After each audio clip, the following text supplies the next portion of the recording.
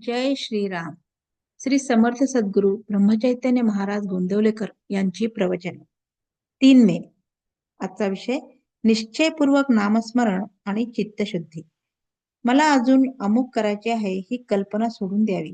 आता मी परमेश्वराचा झालो, आता मला काही करायचे राहिले नाही, अशी मनाची स्थिती झाली पाहिजे. हे परमेश्वरा, आता तुझ्या करताच मी जगेन, तुझ्या नामस्मरणाशिवाय मला काही कर्तव्य उरले नाही, असा निश्चय केला तर मनाला समाधान झालेच पाहिजे.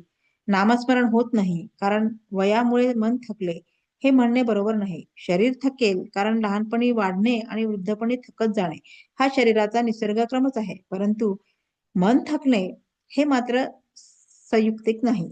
मन हा परमेश्वराचा अंश आहे, असे आपल्या दिव्य विभूती सांगताना भगवंतांनी सांगितले आहे. मनाची अत्यंत क्षीणतेची अवस्था म्हणजे मृत्यू समयची, परंतु त्या समयीही माझे स्मरण ठेवावे असे भगवंतांनी सांगितलेले असताना त्यापूर्वी केव्हाही मन थकले आणि स्मरण करू शकत नाही असे होणे शक्य नाही.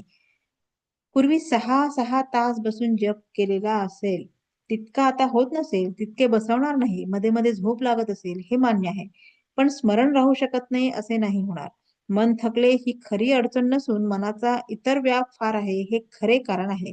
तेव्हा सर्व व्यापातून आणि काळजीतून लक्ष काढून ते भगवंताकडे लावणे जरूर आहे. पैसा अडका, प्रपंचातल्या सर्व गोष्टी यांचा मनाने त्याग करावा. असा त्याग केला तर कार्यभाग निश्चित होतो हे मी खात्रीने सांगेन. पैशाची वासना आणि लौकिकाची लालसा माणसाला भगवंतापासून दूर नेतात. त्यांच्या तावडीत सापडता कामा नये. लोकेशणा आणि धनेच्छा या दोन्ही गोष्टींचा संबंध प्रपंचात वावरत असताना येणारच. तो टाळता येणे कठीण आहे.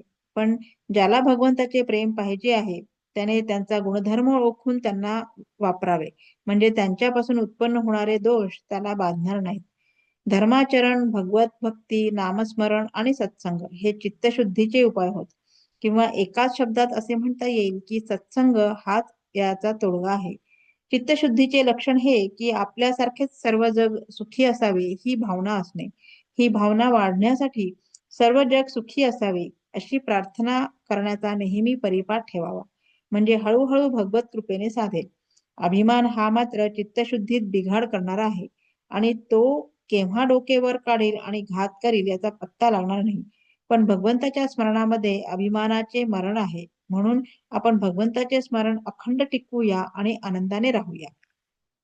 बोधवाक्य: नामाशिवाय जगात दुसरे सत्य नाही अशी दृढ भावना धरावी. जय श्रीराम.